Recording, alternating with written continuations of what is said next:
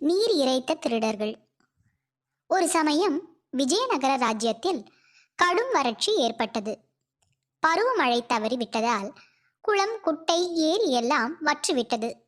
தெனாலிராமன் வீட்டு கிணற்றிலும் நீர் குறைந்து அதிக ஆழத்திற்கு போய்விட்டது. இதனால் தினமும் தோட்டத்திற்கு தண்ணீர் பாய்ச்ச மிகவும் சிரமப்பட்டான் தெனாலிராமன். இந்த சமயத்தில் ஒரு நாள் இரவு நேரத்தில் 4 திருடர்கள் தன் தோட்டத்தில் பதுங்கியிருப்பதைக் கண்டான். உடனே வீட்டிற்கு வந்து தன் மனைவியிடம், அடியே, நம் நாட்டில் பருவமழை தவறிவிட்டதால் பஞ்சம் ஏற்பட்டு விட்டது.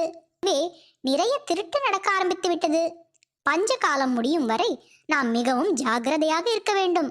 எனவே நாம் ஒரு காரியம் செய்வோம் என்று வெளியே பதுங்கியிருந்த திருடர்களுக்கு கேட்கும் வண்ணம் உரத்த குரலில் பேசினான். அதற்கு என்ன செய்யலாம் என்று தெனாலிராமனின் மனைவி கேட்டாள். ஒருவர் ஆபத்தில் இருக்கும் பொழுது தனது சாமர்த்தியத்தால் அவைகளை காப்பாற்ற வேண்டும். இதனால் நமக்கு எந்தவித பாதிப்பும் இருக்காது. வீட்டில் உள்ள நகை மற்றும் விலை உயர்ந்த பொருட்களை எல்லாம் இந்த பெட்டியில் போட்டு பூட்டு. நாம் இந்த பெட்டியை யாருக்கும் தெரியாமல் கிணற்றில் போட்டு விடலாம்.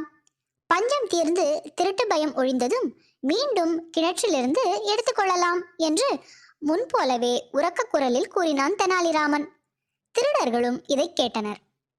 அதே சமயத்தில் ரகசியமாக தெனாலிராமன் தன் மனைவியிடம் திருடர்கள் ஒளிந்திருப்பதை கூறி ஒரு பழைய பெட்டியில் கல், மண், பழைய பொருட்களை எல்லாம் போட்டு மூடினான்.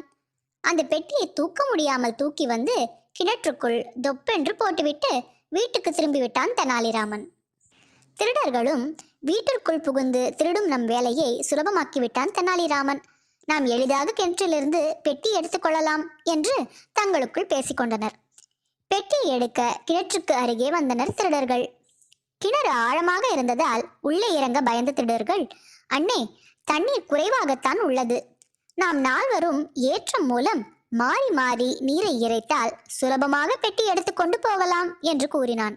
அதை கேட்ட மற்றவர்களும் அவன் திட்டத்திற்கு சரி என்றனர். அதன்படி ஒருவர் மாற்றி ஒருவர் ஏற்றம் மூலம் நீர் இறைக்க தொடங்கினர். சற்று நேரம் கழித்து வேறு வழியாக தோட்டத்திற்கு சென்ற தெனாலிராமன் திருடர்கள் இறைத்து ஊற்றி தன் தோட்டத்தில் உள்ள செடிகளுக்கும் கொடிகளுக்கும் பயிர்களுக்கும் பாயுமாறு கால்வாயை திருப்பிவிட்டான். இப்படியே பொழுது விடிந்து விட்டது. ஆனால் கிணற்றில் தண்ணீர் குறையவில்லை. இதனால் திருடர்களும் நாளை இரவு மீண்டும் வந்து நீரை இறைத்துவிட்டு பெட்டியை எடுத்துக்கொள்ளலாம் என்று பேசிக்கொண்டு சென்றனர்.